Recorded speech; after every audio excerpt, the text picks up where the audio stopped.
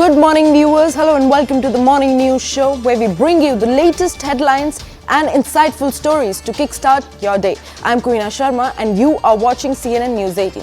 First up, on top of this bulletin, we are tracking some political showdowns. Now, Congress's South Goa candidate Virata Fernandes has stirred a row after he claimed that the Indian constitution was actually forced on Goa after its liberation. Now, while addressing a rally, an election rally in South Goa, Fernandes referred to his conversation with Congress leader Rahul Gandhi in 2019. He said that he had met Gandhi to raise demand for dual citizenship when he actually told him that constitution had no provision for Goans and was forced upon them in 1961. Now, Prime Minister Narendra Modi teared into Congress over Fernandes's remark and said that the remark were an insult to the Constitution and B.R. Ambedkar. Now, he's also called it an attempt to break India. Goa Chief Minister Pramod Sawant has also reacted to this entire controversy and said that the Congress needs to get over its Bharat Todo politics. Now, Virata Fernandes later clarified and said that his remarks have been taken out of context. Meanwhile, BJP has filed a complaint with the Election Commission and is seeking Fernandes's disqualification. I have just been given to understand that the Honorable Prime Minister of India, Shri Narendra Modi, has taken cognizance of my speech. He, like the Chief Minister of Goa, has twisted and turned certain portions of my speech and misinterpreted. And today, he has made a mention of that during his speech in Chhattisgarh. I want to tell the Pradhan Mantri that what about all the other issues that we have been asking the BJP? All the issues that you have promised the people of Goa, be it unemployment, be it coal hub.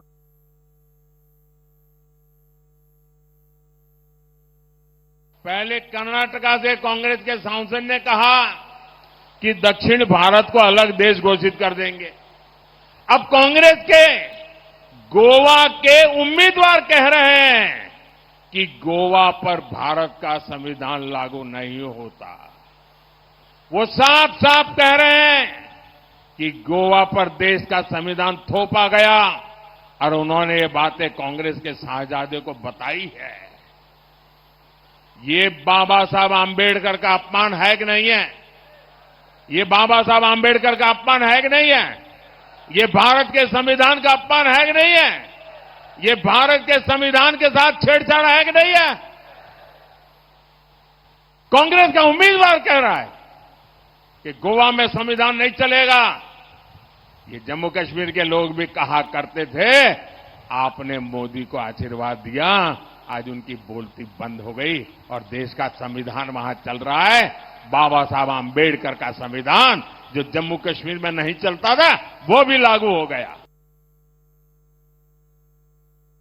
मैं इसका खंडन करता हूं। ये तो भारत देश का अपमान है, संविधान का अपमान है, लोगों का अपमान है, फ्रीडम फाइटर्स का अपमान है। एक तो पहले 14 साल लेट गोवा को लिबरेशन मिला, इसकी जिम्मेदार कांग्रेस है। मैं पहले भी कह चुका हूं और अब भी फिर एक बार कह रहा हूं कि 14 इयर्स डिले होने का कारण कौन है? तो कांग्रेस है। लेकिन आज 60 साल के बाद भी ये कांग्रेस मेंटेलिटी है, ये कह रही है कि ये भारतीय संविधान गोवा के लोगों के ऊपर थोपा दिया गया है।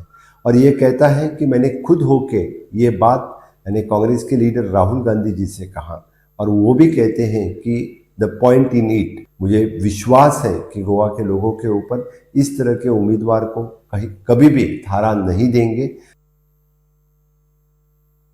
And if these words are coming from Congress candidate Virata Fernandes, I would like to know what is the stand of the Congress party.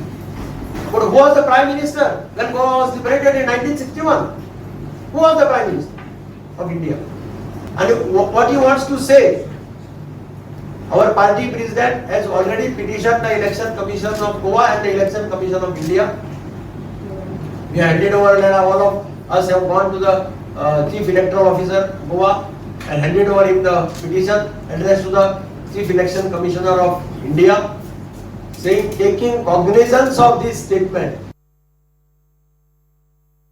Congress के साउथ गोवा के प्रत्याशी कहते हैं कि उन्होंने राहुल गांधी से बताया कि नेहरू जी ने वादा किया था कि गोवा को अलग भविष्य तय करने का मौका दिया जाएगा और हम पर तो संविधान थोप दिया गया।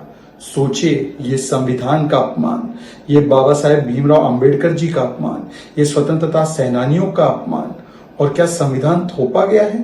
पहले तो गोवा के लिबरेशन में कांग्रेस ने विलंब कराया और उसके बाद आज कांग्रेस के प्रत्याशी, गोवा के प्रत्याशी एक विभाजनकारी सोच का परिचय देते हैं। ये केवल और केवल विजन और मिशन नहीं, केवल अपने एम्बिशन के लिए पॉलिटिक्स ऑफ डिवीजन का फिर से एक बार साथ ले रहे हैं और बाबा साहेब आंबेडकर जी के संविधान का पहले भी अपमान किया और आज भी अपमानजनक टिप्पणी कर रहे हैं संविधान को लेकर। कांग्रेस को बताना चाहिए कि क्या गोवा पर संविधान थोपा गया क्या? Well, now